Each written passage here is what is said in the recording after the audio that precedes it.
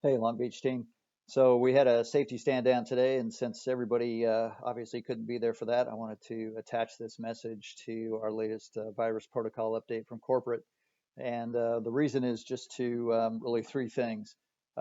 Make you aware of some recent injuries, and I'll say some safety lapses or shortcuts as I see it, and ask you to refocus your attention on safety, and then also just wrap up with some of my expectations. I'll keep this brief, but please watch through the complete video.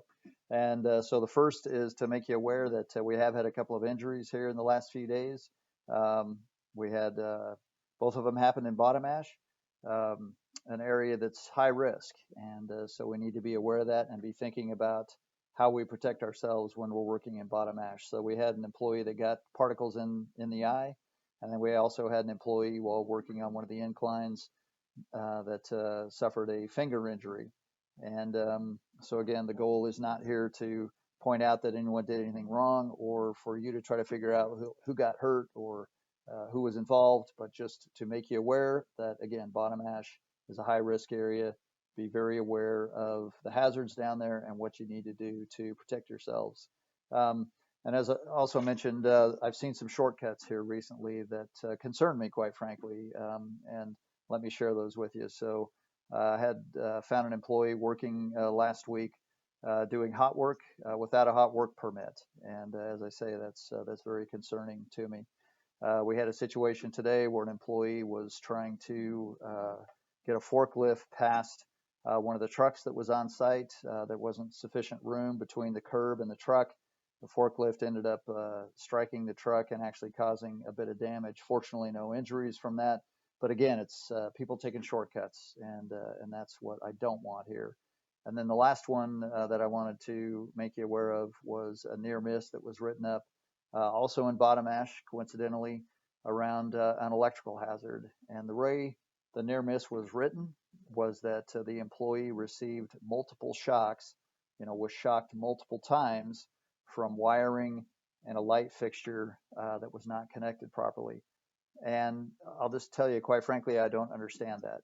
I don't understand why, when we found in an unsafe condition, that at that point we didn't stop work and get that situation corrected before we proceeded.